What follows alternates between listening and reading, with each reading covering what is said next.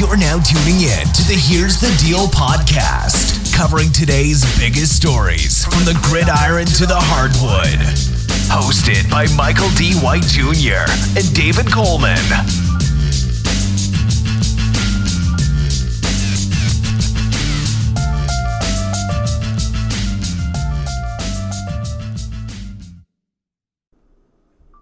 What's going on, everybody? Welcome to another episode of Here's the Deal. This is one of your co-hosts, Michael White. David, how you doing? I'm doing good, man. Welcome to another episode of Here's the Deal. All the supporters, getting a lot of support from y'all, a lot of comments. I'm liking the action we're getting out there. We is getting a lot of support. I'm liking to see the community build up. Y'all feeling kind of nice. I'm like, okay, people listening. All right.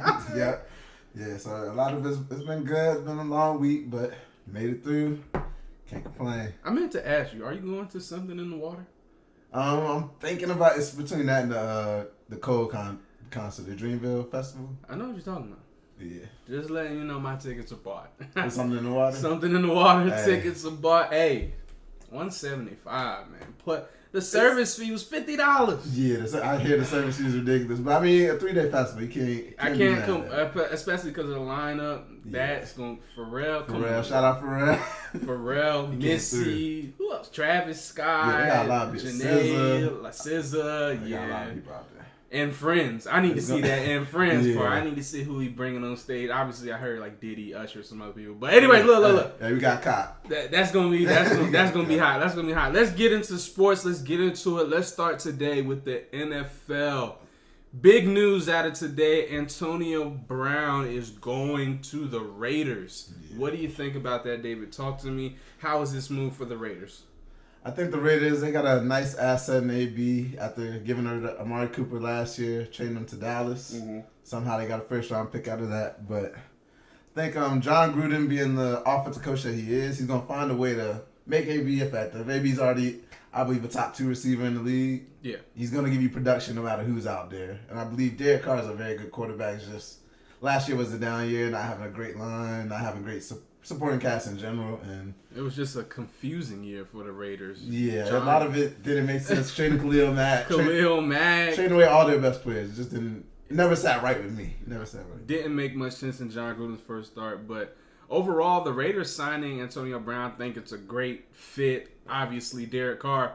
Just 2 years ago, I think he was in the MVP running until he broke his leg, right? He was. The Raiders were doing really well. They already have Jared Cook, Seth Roberts, and Jordy Nelson, so adding Antonio Brown to a passing attack that was ranked 18th is definitely going to help that go up. Antonio Brown had more touchdowns than Jordy Nelson, Seth Roberts, and Jared Cook combined last year. So adding him to that makes you ultimately going to be better offensive. Basically, you get Antonio Brown, you're not going to get worse. You know what I mean? They're definitely going to get better. Because they didn't give up a lot to give him either. It was a 3rd round and 5th round pick. So the reason they got him for so cheap was because they had to give him a contract. They traded for him. But big contract. Yeah, he got paid. He got his money. He got his money. He vetoed his own trade to the Bills. He was like, hey, I ain't going there. So that's fake news. No. It's not going down like news. that. I was like, okay. That's what they doing in the NFL now?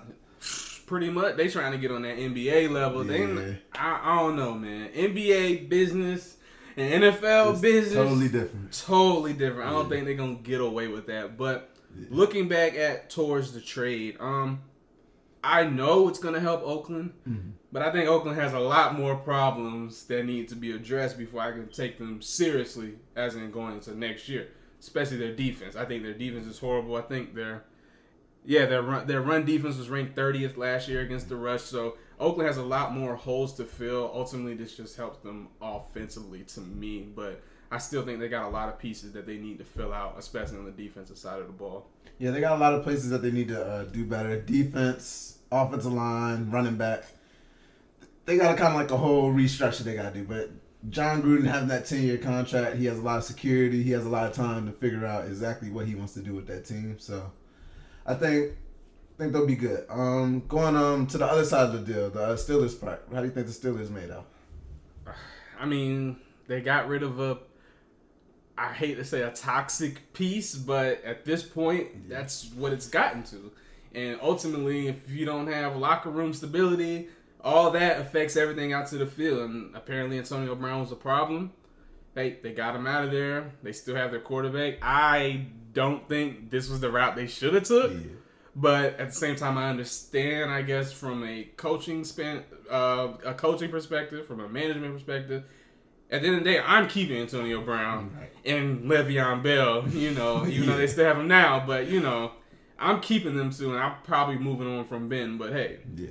I would have, if I was the Steelers, I would have let go of the quarterback rather than the younger assets as far as running back and wide receiver. Yeah, I mean, AB's 30. Ben is up there, though, and it's like, it's hard to say I'd rather take a wide receiver over a quarterback. That's the difficult. But at this rate, like, Ben was just contemplating retirement. Like last year, the year before. I feel like he's gonna retire.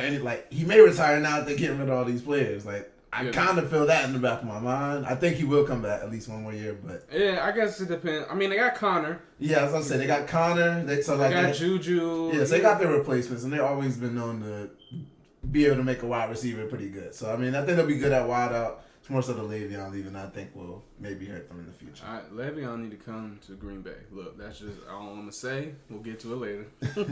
All right, so getting into just some other free agent acquisitions now that free agency has opened up in the NFL. Right. We got Nick Foles going from Philly to Jacksonville. Any thoughts on that? He signed a 4-year, $88 million contract. It's better than God, his name slips my mind. Oh, Carson Wentz? No, it's better than Blake Bortles. Oh, yeah. Blake Bortles had that one solid year, and everybody was hype on the Jaguars, and even I was. I thought they was going to beat the Patriots, but they needed somebody who could get it done in the playoffs, and obviously, as we see, Nick Foles is one of those guys who can get it done in the playoffs. Right. As far as the season going, I don't know. Because didn't he start the season for the Eagles? He started the first 4 games. They were 1-3 or something like that. They were 2-2, I believe. 2-2. I thought he was struggling early. We'll see what he gets, taking full of a whole nother team. But what do you think about it? I think it's going to be a good addition. They didn't need any spectacular quarterback being that. I assume their defense is still going to be kind of in that top 7 or so. They dropped off last year, but some of that has to do with their offense being so bad. It's kind of hard to play defense when you're always on the field. Exactly. And then no field position as well. So I think he's going to be good for them. They just need to get more weapons, I think, at the wideout position for him to actually be effective. Definitely. I agree with that. But yeah, I think it's a good addition. They should hopefully be in contention for the playoffs again. So I'm going on to Trent Brown. He went from New England to Oakland. He signed a 4-year, $66 million contract, the left tackle from New England. Great pickup. Derek Carr was sacked, I believe, 51 times last year, third most in the NFL. So that's exactly what they needed. They needed a left tackle, and they went out and took it from the Patriots, another player. So that was a great signing by John Gruden and that team. Yeah, they needed that. Trying not to make him end up like his brother, David. Hey, look. David Carr, getting him sacked a million times a season. You don't want that because Derek Carr has shown he can play. You give him protection, you give him weapons. Right. You don't want to shoot his confidence down because, last year you could tell, there's this viral video going around. He got up and he was damn near crying on the field. So it's come on, Derek. You can't have shit like that happen. But look, Derek, come on. You can't have that happen. Yeah, you got to man up. You got to man up, son. I'm sorry, but yeah, I think that was a good addition. Anytime you had left tackle, any type of thing to your line, it's a good addition. Right. He's a Pro Bowler, so exactly, it's a good addition. Also leaving New England, you got Trey Flower. He went from New England to the Lions, joined his former coach Matt Patricia. He signed a 5-year, and it's rumored to be $16 to $17 million a year. Lions needed a pass rush. And they went out and got Trey Flowers. He's a good player. I'm a Packer fan, so I don't like anything going towards the Lions. So Detroit's making a couple moves out there, but I think Trey Flowers adding a good pass rusher like that, I think it's just gonna help them out on the defensive side of the ball. Matthew Stafford, I'm bittersweet about him. I think he's a good quarterback, but it's all about getting it done in those primetime games. So maybe that defense maybe they'll get to elite status one day because they got Darius Slay. He's one of the top corners in the league, and just building a solid team and not just always depending on Matthew Stafford throw 50 times a game and we're gonna count. He's gonna throw 50 times regardless. It don't matter who's running the routes. Yeah. They need Le'Veon. Right, they need something. But replacing Trey Flowers, New England went ahead and they traded for Michael Bennett from Philadelphia, so he'll be going to New England. How you think about that, Michael Bennett? And do you think they might add his brother as well? Rich get richer. Yeah. Patriots, fresh off a Super Bowl, why not add another person that they don't need? But they're gonna be competitive. He's gonna help their defense. They may not be like top 10 as far as like yards, but in terms of scoring defense and red zone defense, they're gonna be one of those teams again. And losing Trey Flowers, you needed somebody like Bennett. I hope they don't add his brother because, man, Tom Brady keep counting these rings up and it's getting out of hand. Yeah, man. It's getting out of hand. I'm ready for the dynasty to take a couple years off. Take a break, son. Like, chill. Let somebody else out the AFC make it to the Super Bowl, right? I wouldn't mind seeing Mahomes versus the Rams. I kind of was interested in after that regular season game. I believe it was 54, 51. Yeah, something like that. That game was ridiculous game, and that was one of the better games of the year. So I would have loved to have seen that, but I knew what it was when the Patriots. I was like, look, everything in my mind told me the Chiefs should win. I just knew the Patriots were gonna win. Yeah, exactly. Yeah, I couldn't bet against them after they beat the Chargers. I knew that they were going to the Super Bowl. I knew that. Hurt. But going on from that, we had Landon Collins. He had got released by the Giants, and he ended up signing a 6-year, $84 million deal. So we ain't got that bag in Washington. He gets to play his former team 2 times a year. Landon Collins, Josh Norman, Clinton Dix. Yeah.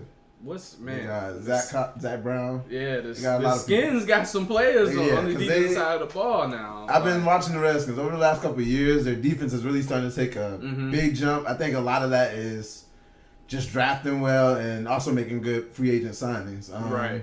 The way they've been drafting a lot of Alabama defensive players. So that's one thing I've noticed, and it's been translating to the NFL. That's always a smart move. Exactly. Yeah, you can't go around drafting Bama players because they're gonna translate. Old Saint Nick's factory. Unless you Trent Richardson, but nah, man. I think that's gonna be good for their secondary. When went there, he didn't exactly play great, but I think maybe another year in the same system, and then playing next to Landon, that's gonna mean a lot. So I think that'd be a good addition for them. Also, there were a lot of safeties. So another safety addition for Eric Weddle, even from Baltimore to the Rams. He signed a 2-year deal. Still trying to compete for a Super Bowl.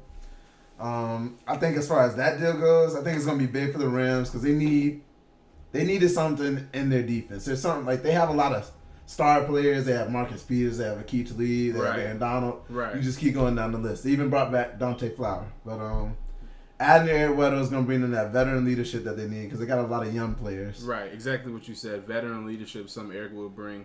He's been in the league for a while. He knows how to play the game. He's a great safety. I think that's a solid pickup for the Rams.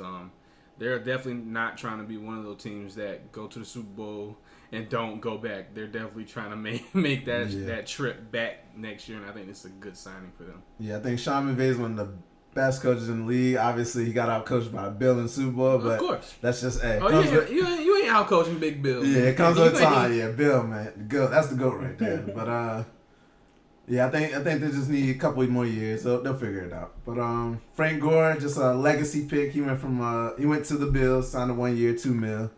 So I mean, just something to keep an eye on as far as him, passing people in the rushing yards all time, things like that. Carlos Hyde, he went from Jacksonville to Kansas City, which he signed a 1-year, $2.8 million deal. I think that's gonna help them a lot coming off the Kareem Hunt loss with him, getting released in his whole situation.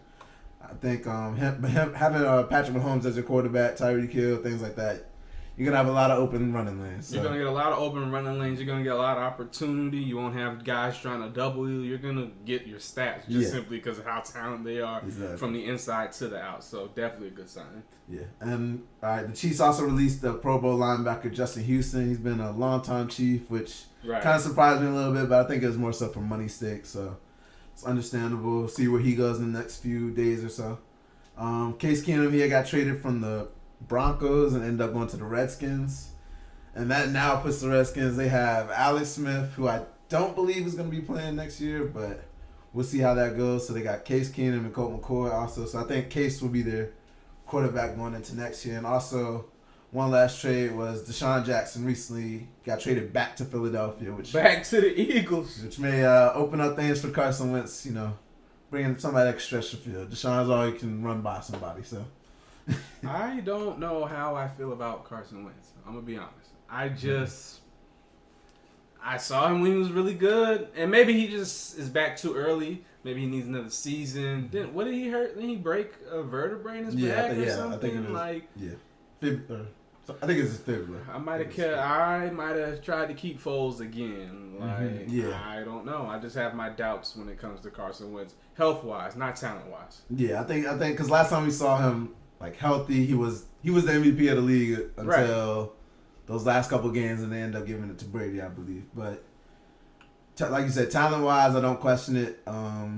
It's more so health, and just as far as how hard the team plays for him. Because I saw when Nick Foles was in there, it just seemed like they played with a little bit more swag. They blocked a little bit harder.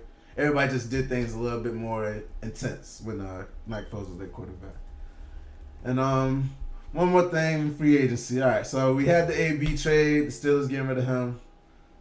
Now we got the running back, Le'Veon Bell. Do you think there's anybody out there that's gonna give him that contract that he wants? Because he's gonna want a lot of guaranteed money. I think it's gonna be a team that first off has to be someone who has room. So Colts, I think is an option. You have Andrew Luck there. You compare him with Le'Veon Bell. That'd be a great little tandem right there. This man took my answer. Oh, hey, look, I just think that'd be a good pick. I'll let you have that though. The team he should go to, since you want to talk about it, is Green Bay. I mean, playing with Aaron Rodgers.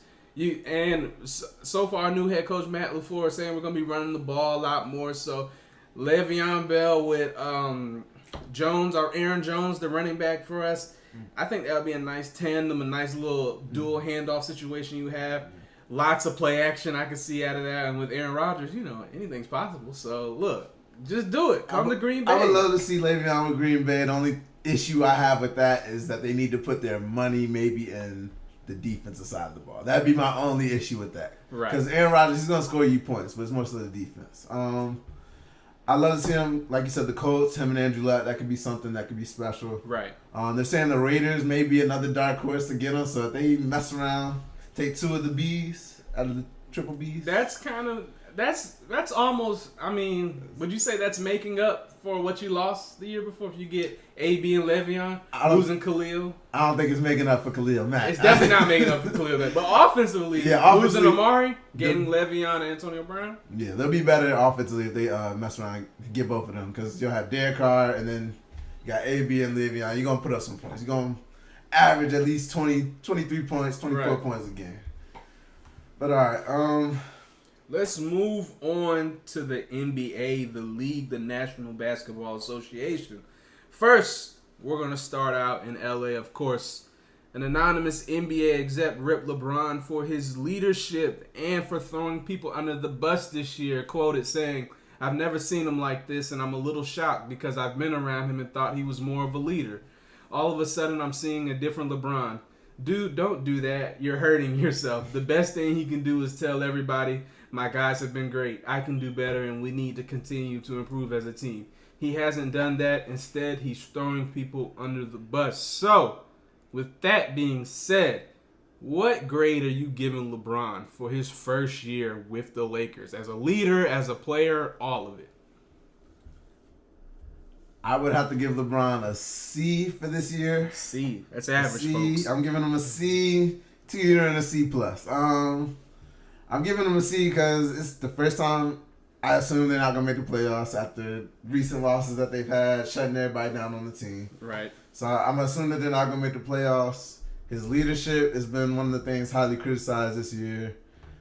He hasn't played with a lot of young teams in the last 8 or so years. So it's different for him, and it's an adjustment that he has to make. Mm-hmm. But I failed to see that adjustment. Like the first couple of weeks, it seemed good. He's giving them advice, when you're on the floor, wait for your teammates or your brothers. And my God, don't get me started on that. And then halfway through the year, you try and trade your brothers off the team. So his leadership has been a little wishy-washy. After trade deadline came and AD made his announcement and everything, you started seeing LeBron not so caring for these young players. He kind of was like, okay, I just want to use you to get where I want to go. Right.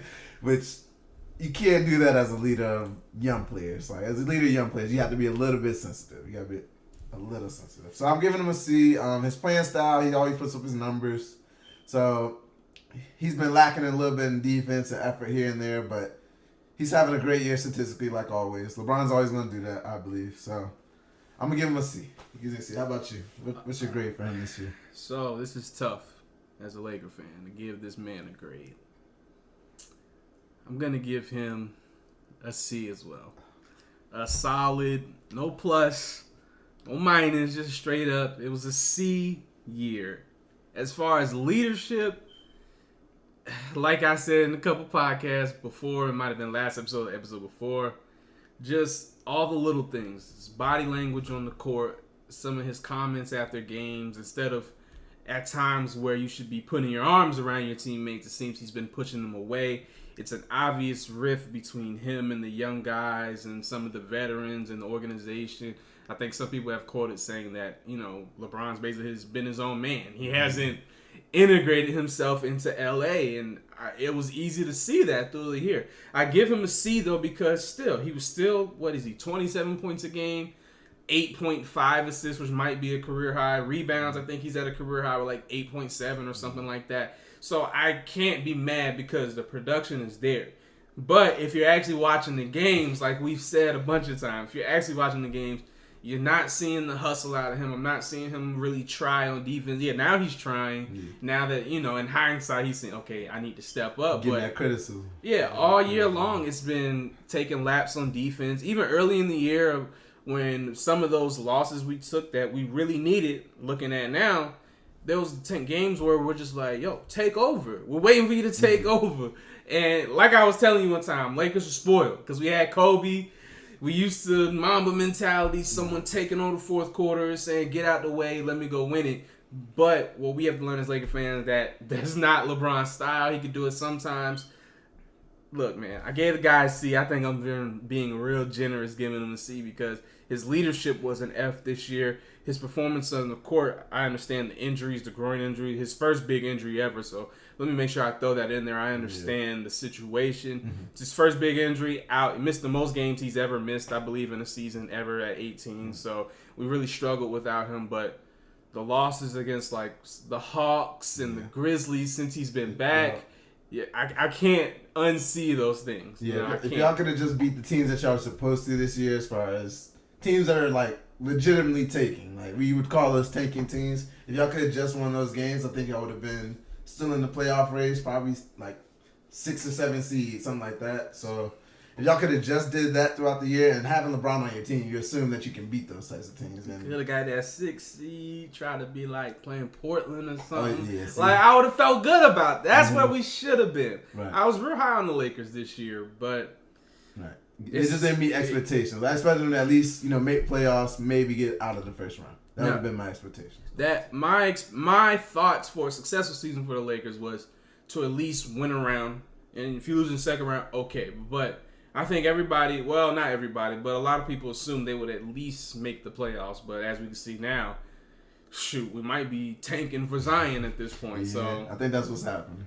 But I do want to stay on this subject and transition over to what Jeff Van Gundy said during the broadcast of the Lakers-Celtics game. He was saying that the Lakers should consider trading LeBron. Not saying trade him for sure, but, go on 2K, put LeBron on Trade Finder. Yo, see how many offers you get. Just scroll through them. Just shop them around. So that leads me to ask you, would you consider trading LeBron James in the offseason? If I'm the GM, y'all don't want me to be the GM. But you're the GM. Go ahead. I'm gonna consider it. I'm gonna definitely do what you said. I'm gonna put him on the trade finder. I'm gonna see what I can get from him. I'm gonna see what type of, if I can get a couple picks, if I get the 4 first round picks, if I can get a star player. So I'm gonna definitely look to trade him. I'm not just gonna trade him for anything, obviously, right? Because he is in this window that he has with the Lakers. He can win a championship in the next 2 or 3 years. He can win a championship. Just you gotta put the right pieces around him. Right. But I think as far as will they trade him and what would they like an offer look like for LeBron, I think what you'd be able to get is a star player, but not a superstar player at this point in his career. Right. And maybe some picks and just additional players to go with that. Well, like they say, you never really get back what you should get back when you trade a star player. Yeah. If I was the exec, if I was in charge, I'm listening to offers, but I'm not fielding offers. You know, if someone came to me on offer, I'm listening, but I'm not saying, hey, we're shopping LeBron. I'm not saying that because I still believe that this offseason, if we do the right things, make the right roster decisions, learn from our mistakes this year, I still believe we can utilize LeBron. I mean, dude's averaging 27. Yeah. We should be able to utilize that. We see where he excels.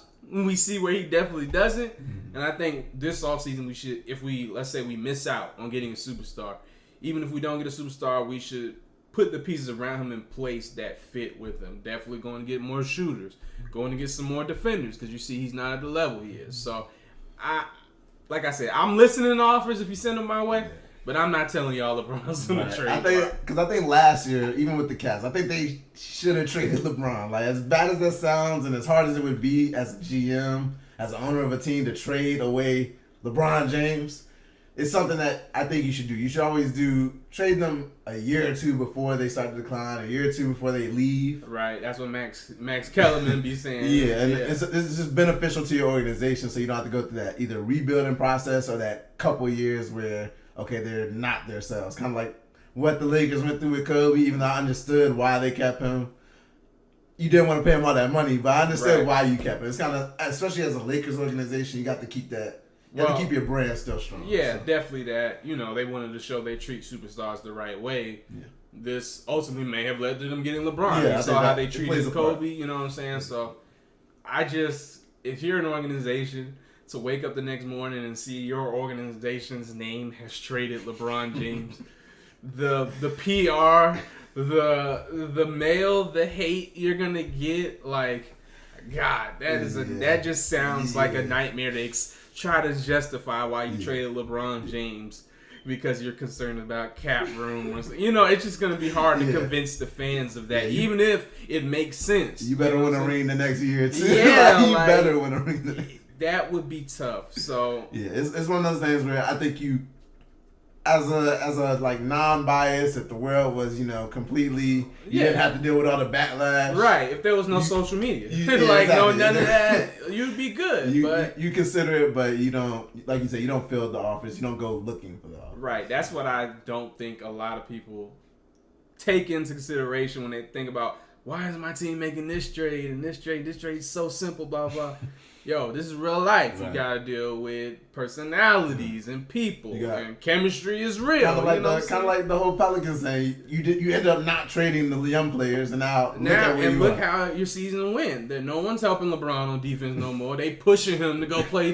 Kuzma pushing my man. That's what you do to somebody in the reg league who's getting burnt. Like, yo, what you get out there? Like, why are you over here and your man's a shooter? Why? I don't understand. I don't have you weak. But yeah, that was interesting.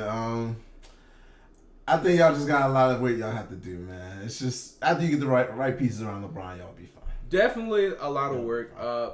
Like Magic said, it's a 2-year process, so I'm gonna stick with it. This was supposed to be a test year.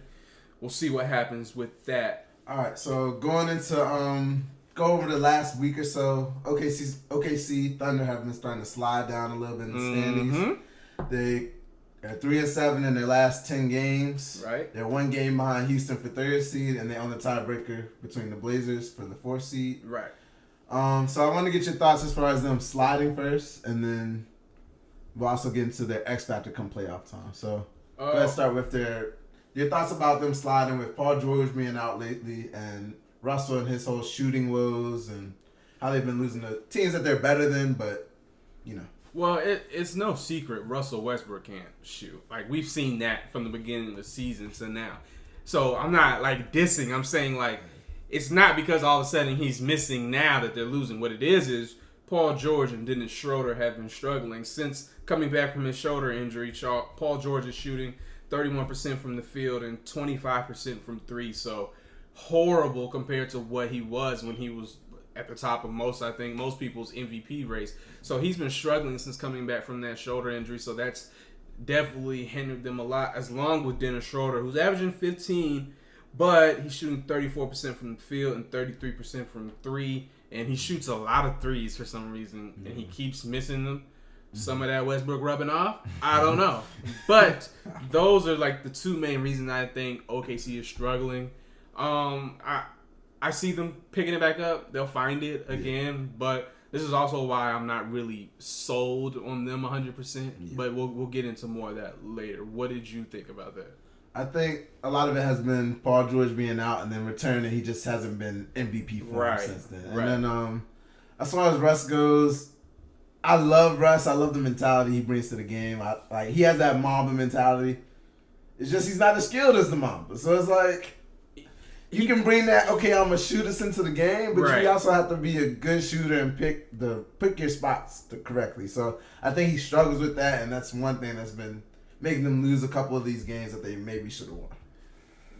It's like my argument with Russell Westbrook is always just, it's not how hard he plays, because it might be the hardest playing person in the league. We've said that plenty of times.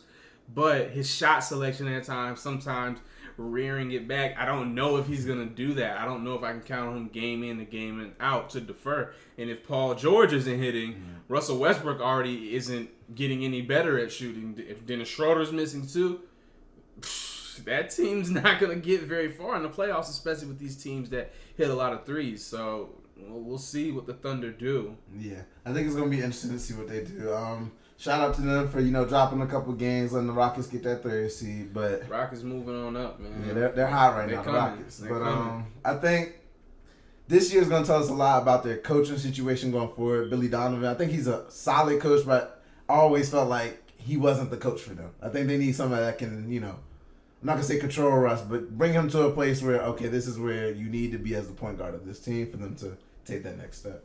Yeah, I've been saying, I feel like we've had this conversation about Billy Donovan 100 times, whether it be with you or any of my other friends. Like, they keep keeping him, though. There's something about him that they like, so they keep him. And, I mean, they're a good regular season team, but I don't know about them when it comes to the playoffs.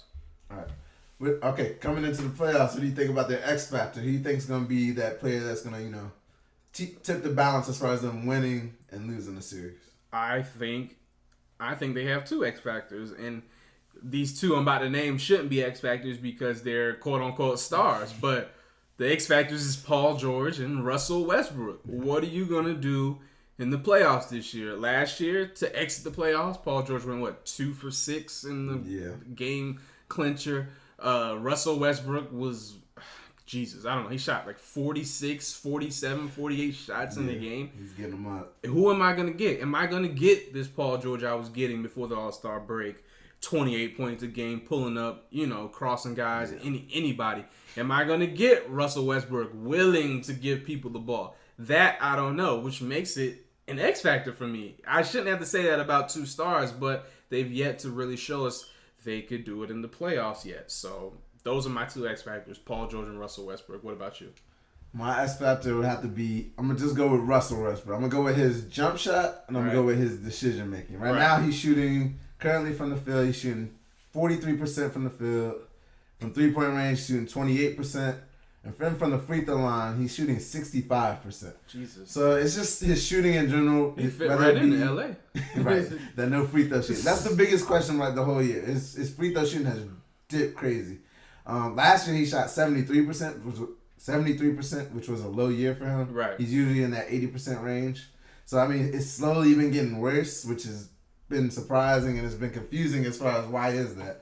But I think that's going to mean a lot come playoff time. You're going to have the ball in his hands the most. Right. And if they mess around and start fouling him, I have confidence that he'll hit him in the clutch because he is a big-time player. And usually he is a good free throw shooter. But this year it's been an outlier as far as can I trust him with the ball as far as when it comes to making free throws. And also in the playoffs, is he going to be willing to give Paul George the ball like he's been doing in the regular season? Right, which had them in the third seed before this injury had happened.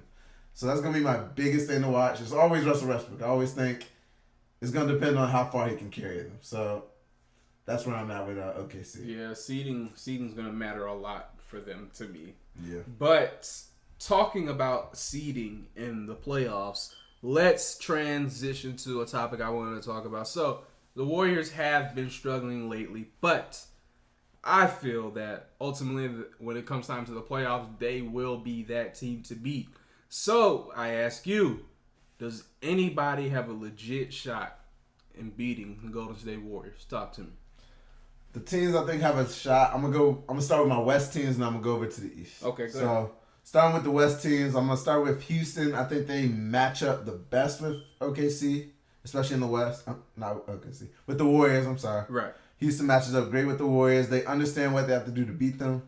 Taking them to 7 games last year. They also match up the best. So as far as Chris Paul and Steph Curry, any given game, one of them can win that matchup.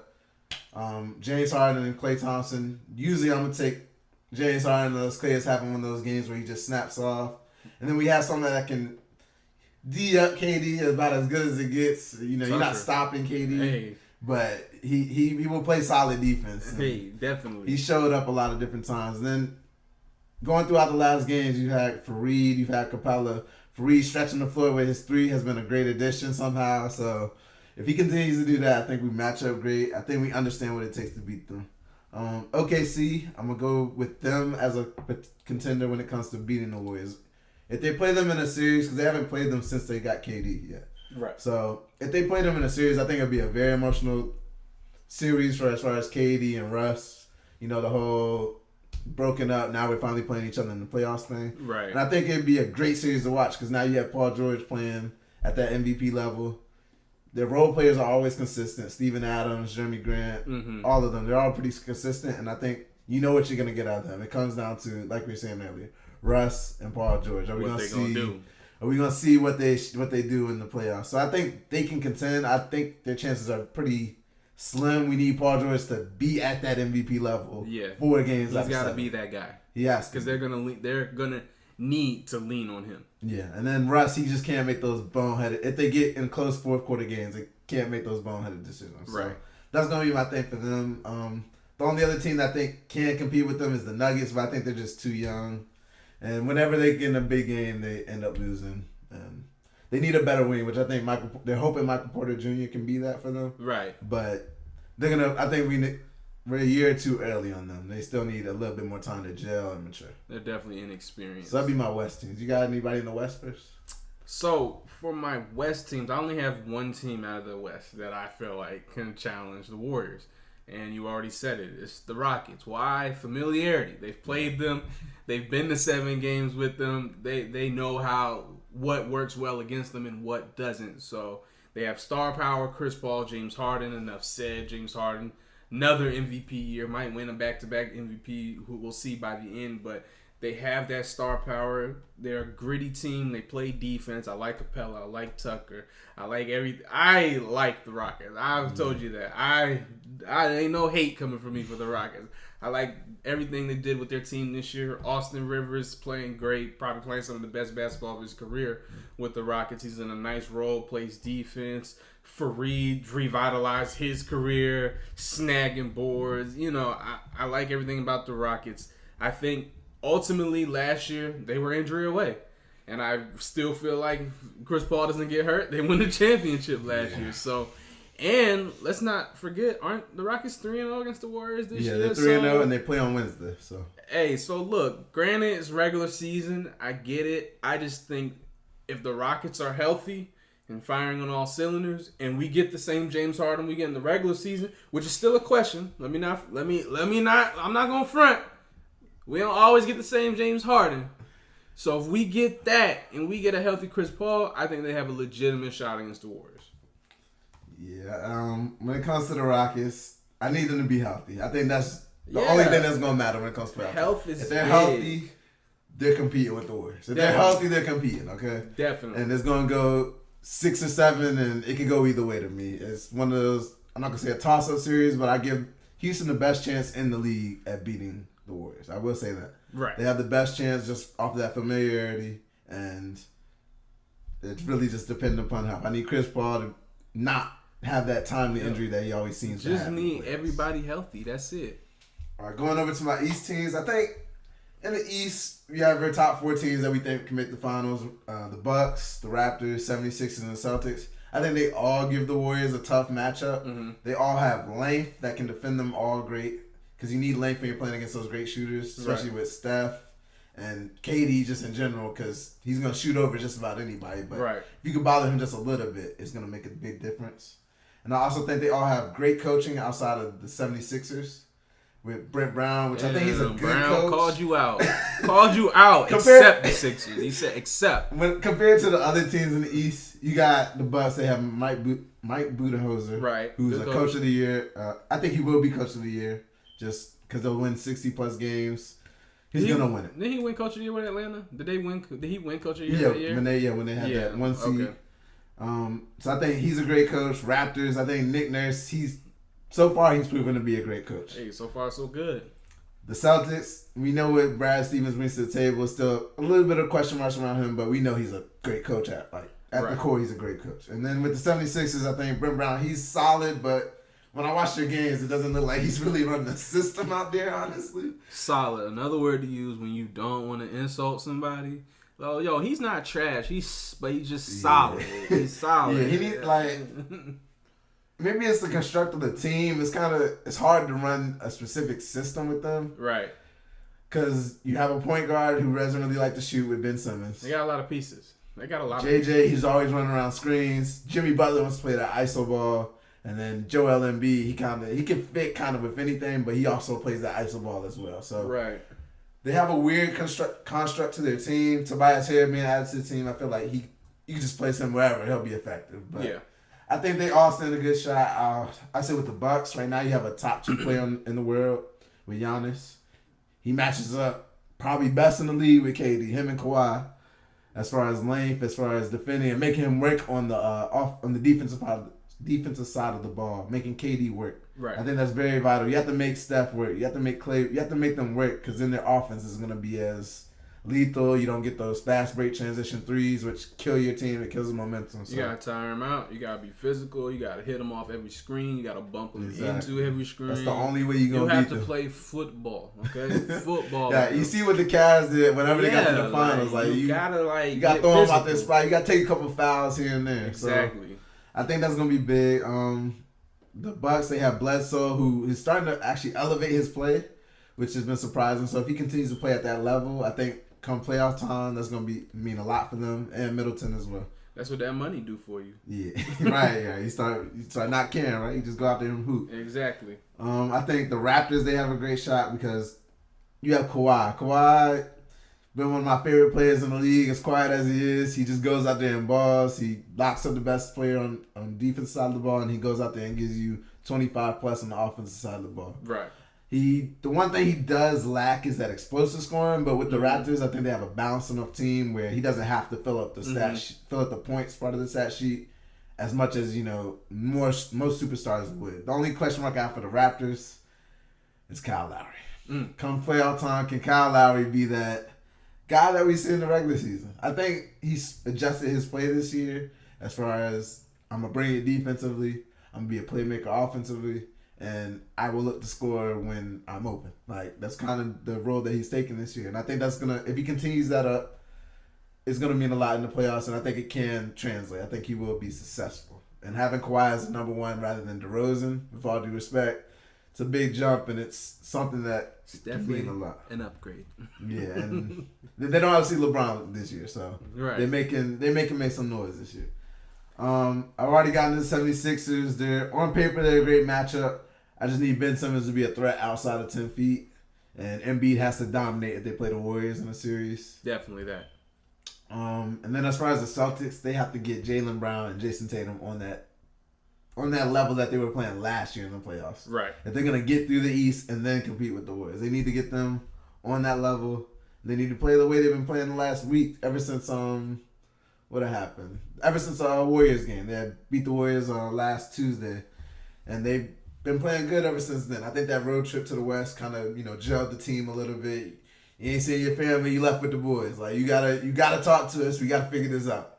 So I think that meant a lot as far as wrapping up the season going into the playoffs. So those are my 4 teams. I think they all can compete with the Warriors, honestly. So for me, for the East, I don't think they all 4 can compete. I only think 2 of those teams can compete. So My first team I'm going with is the Raptors. They match up well. At the end of the day, if we get, like you said, if we get Kyle Lowry that we get in the regular season, who's always playing and committed and playing good, then I think they match up well. You got Lowry, Steph, you got Danny Green. He can guard Klay Thompson. You got Kawhi. You could put him wherever you need him, but definitely on KD. You got Ibaka. You got Marc Gasol, and I like their depth. That's a big thing that I like that I think you can exploit on the Warriors. I don't think their depth is as good as it has been. I think that's somewhere when you got Jeremy Lin, OG Anunoby, Gasol, Van Fleet, even Jody Meeks is getting play time with Toronto, hitting shots, even though we just saw them losing to the Cavs tonight. But still, I think they have enough firepower. I think they have enough defense. I think they're well coached. I think they're disciplined. And I think Kawhi is one of them superstars that give the Warriors problems because he can guard pretty much anybody on this team, and they're going to get Boogie in that pick and roll. I already see it coming, and they're going to abuse him. So I think the Raptors have a very legit shot at beating the Warriors. There's no LeBron in the East anymore, and like you said earlier, it ain't DeRozan. That's Kawhi you looking at. It's a different story. This is a whole different level of superstar. No disrespect to DeRozan. So I think the Raptors have a great shot at beating the Warriors if they do meet them there. And the only other team in the East that I give a shot at actually beating the Warriors is surprisingly the Celtics. Look, they've struggled this year. Kyrie bickering with the young players, blah, blah, blah, blah, blah, blah, blah. But at the end of the day, when the playoffs roll around, I trust Brad Stevens as a coach. And as we've seen over the past few years, the Celtics play the Warriors really well. They match up with them really well. They have depth like we were talking about. They have Kyrie Irving, Jaylen Brown, Jason Tatum, Marcus Morris. Marcus Morris. They have what's the guy's name? Terry Rozier. They have plenty of pieces to go to war with the Warriors, and I think they're top 5 in defense as far as points allowed, which is going to be big coming to the playoffs. Because defense definitely has to carry over. So I think the Celtics and the Raptors are the only 2 teams in the East with a legit shot at who could actually beat the Warriors this year. You don't think the Bucks or the 76ers are ready? I don't think the Bucks are ready because I don't trust. I just don't trust it. I don't trust the Bucks yet. I need to see them win a couple rounds and get past. And for Philly, they're just like a confused bunch. They have great players. I'm really high on their starting lineup. I think it could be the best starting lineup in the league. But there's questions about their bench, questions about what kind of offense they're running. Like we said about Ben Simmons. Is he going to score 1 point? These are all questions I have. Celtics is more, okay, Kyrie's been there. These guys have been to 1 game away from the finals without Kyrie. Okay, a little familiarity. Okay. Raptors, you got Kawhi leading that. He's won a championship before. You're taking the vets. Taking the people that have proven it, right? Exactly. Okay. I mean, that makes sense. I say the last thing about the teams that can compete with the Warriors. I think only way you're gonna compete with them, like we said, is to bump and grind with them, turn into a fight out there. Like you need to be clawing at these light skinned shooters. You need to be clawing at this 7 foot monster. You gotta get out there. Like I need Boogie 30 feet from the hoop. Yeah, you gotta get ISO out situation. there. Like you gotta make them work. You gotta make them work. And exactly. I'm leaving Draymond open the whole playoffs. Oh yeah. I think Warriors might try to make a play where they get rid of Draymond and keep KD. I think that is on the table. I'm just saying. I'm not saying it's gonna happen. I'm just saying I think that's on the table. Definitely. It's gonna be interesting to see if they can deal Draymond and what they get back for him. They may not look for anything back from him, honestly. Like they may just want him done with the team. What if they just bought him out? See, that ain't happening. Oh my god! Hey, come to Houston. You come off the bench. You don't help PJ out. You can't shoot. You don't want him. Mike D'Antoni, they'll figure it out. The same thing you just said, leaving him open. That's what they're gonna do. They're gonna leave him open. Hey, they're leaving Kenneth Faried open. I hope Draymond can make a 3 or 2. All right, that's all I'm gonna say. All right, let's move on to the last section of our show.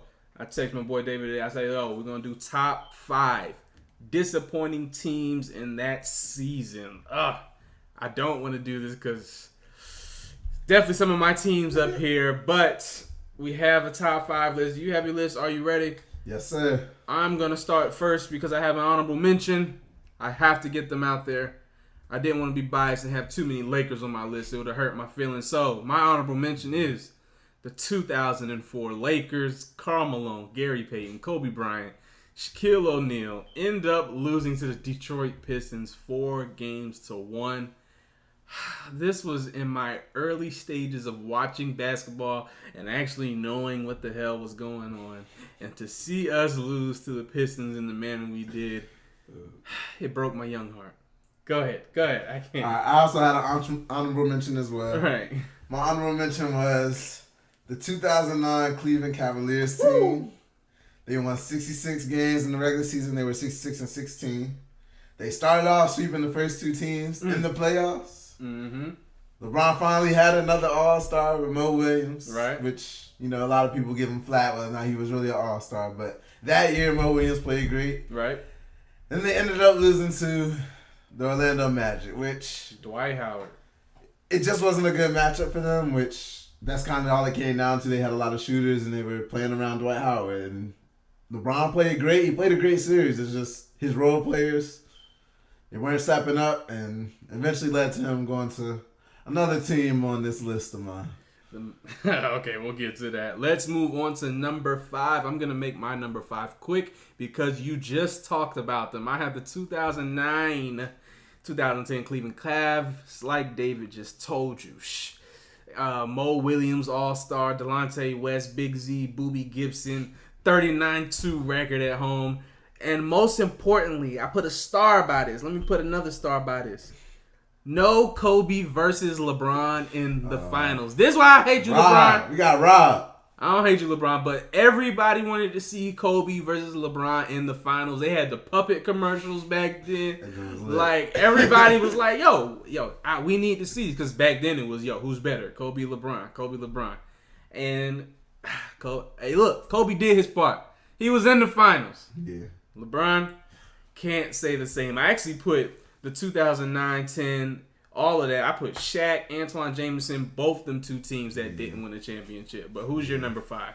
My number 5 is the 2012-2013 LA Lakers. I think they struggled throughout the whole year.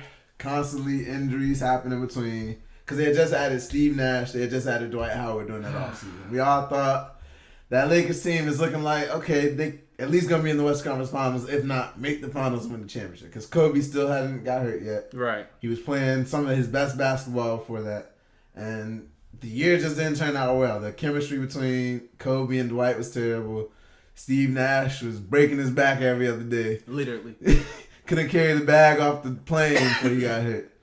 And I think adding Mike D'Antoni really drove Kobe into the ground, which ruined the rest of Kobe's career. Granted, he still, finished out great, finished with 60 points, but that year, Kobe had willed that team to the playoffs, which it shouldn't have took, having that much talent on your team. But that was one of my most disappointing teams. I thought they were at least going to go to the finals. Me and you both. Let's move on to number 4. At number 4, I got the 2013-14 Brooklyn Nets. You forgot who was on that roster. Let me remind you. Brook Lopez, Paul Pierce, Jason Terry, Darren Williams, Joe Johnson, Andre Kirilenko. That is the famous trade that the Celtics are still making out on this day. This day. Still got picks from that trade. Mm-hmm.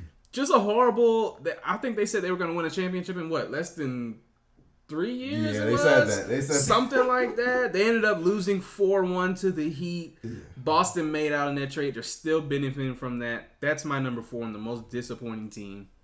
All right, my 4th most disappointing team is the 2007 Mavs. They're a 67-win team. Right. Dirk, that's his only MVP season of his career. And they ended up being a 1 seed versus an 8 seed, and they had lost to the Warriors 4-2 in the first round, which... I don't think there's much I need to say about that. The Mavs were one of the best teams all year. They ended up losing to an 8 seed, and it doesn't really get much worse than that, losing first round, and you expect to make a championship. And coming in at number 3, I have the Dallas Mavericks. 06-07, like my boy just said, 67-15, number 1 seed. Dirk was the MVP. Jerry Stackhouse, Josh Howard, Jason Terry. You have a squad. And you lose to, hey, look, don't get it twisted. You lose to a good Warriors team. Baron Davis, Monte Ellis, Steven Jackson, Jay Rich. I have them at number 3. They were number 1 seed. They were definitely supposed to win the championship that year after retooling and losing the previous year. And they go out in the first round. Who is your number 3? My number 3 is the team that you said earlier, the 2003 and 2004 LA Lakers. Lost 4-1 in the finals to the Pistons after adding Gary Payton and Karl Malone. Made to the finals 4 out of the last 5 years during that span, but going to the finals and losing to the up-and-coming Pistons team is just a disappointment at the time. It hurt. It hurt. Number 2, I have the 2012-2013 Los Angeles Lakers. It's a damn shame I keep having to say the Lakers name. But Steve Nash, Pau Gasol, Derek Fisher, Kobe Bryant, Antoine Jameson, Dwight Howard, Metta World Peace.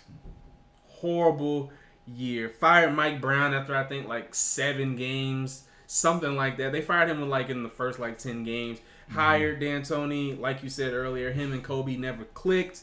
Kobe took over from there and willed the team to the playoffs. He was second in the league in minutes that year behind Luol Deng for Chicago. That was the fateful year Kobe tore his Achilles, and his career was never the same. My favorite player started to get that Thanos fade away from that point on. So that was the most disappointing year to me. I really thought we had a super team at that time, but like you said, injuries and chemistry issues plagued that team. My second most disappointing team or failed team, I'm going to say it, the 2016-2017 Golden State Warriors. What can I say? 73-win team. Broke the record of the Bulls. Everybody's saying best team of all time. They struggle. Well, they don't struggle throughout the playoffs, but Steph gets hurt in the playoffs and make it to the finals. They're up 3-1 against the Cleveland Cavaliers, a healthy Cleveland Cavaliers team. And they break down. Draymond takes the bait, gets suspended. Draymond threw the under the belt. Yeah, you can't do that. Can't do that. LeBron got him out of there. Adam Silver said, "Nah, we ain't rapping." Hey. So they do that. They put a 3-1 lead. LeBron and Kyrie put on amazing performances the rest of the series. And just the reason it's so disappointing, such a failed season, is you're rumored to be the best team of all time, and you blow a 3-1 lead. You just can't win one game, and you have 2 games at home.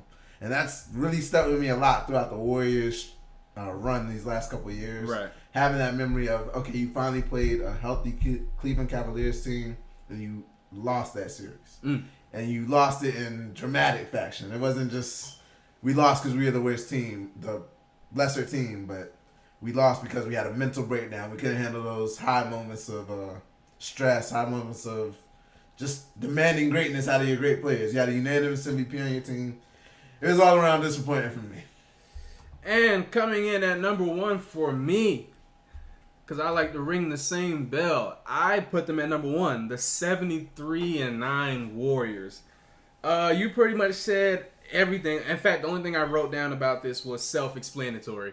73-9, best record, regular season record of all time. You're up 3-1, got it. I know Bogut got hurt. I know Iggy was a little hurt. I know Draymond got suspended. But at the same time, I used to defend it back then, but I'm not now. You're up 3-1. You gotta close that series out. Like Michael Jordan said in the 95-96 Bulls motto, 72-10 don't mean nothing without the ring. And 73-9, it don't mean nothing without the ring. So that is my number 1 most disappointing team in year of all time. Who is your number 1? I can't say it any better than that quote you just had. Mike, that's why you the GOAT. Look, gotta get that ring. But my number 1 most disappointing team is the 2010-2011 Miami Heat.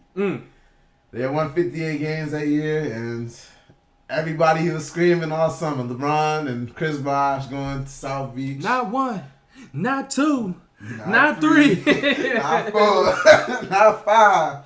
LeBron, it was a disappointing year. It wasn't a disappointing year because they got to the finals. So up to that point, but the aspirations of winning a championship, playing a Mavs team that You should have beat. You just should have beat. They had Dirk, they had J.J. Barea and Jason Terry, Sean Marion, Tyson Chandler.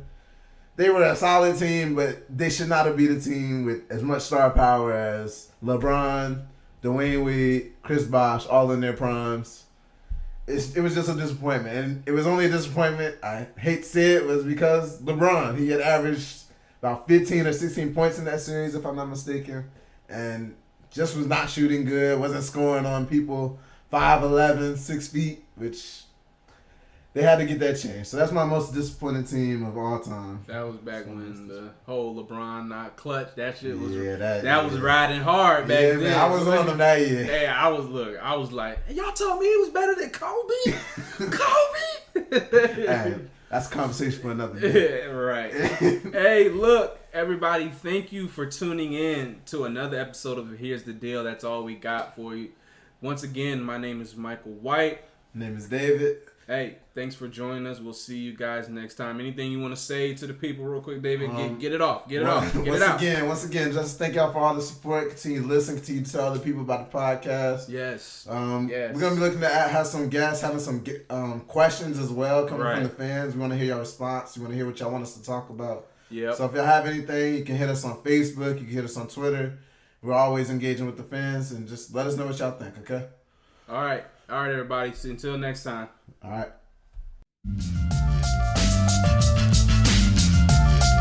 Thank you for listening to Here's the Deal podcast. Tune in for next week's episode. And don't forget to add the Here's the Deal podcast Facebook and Twitter pages.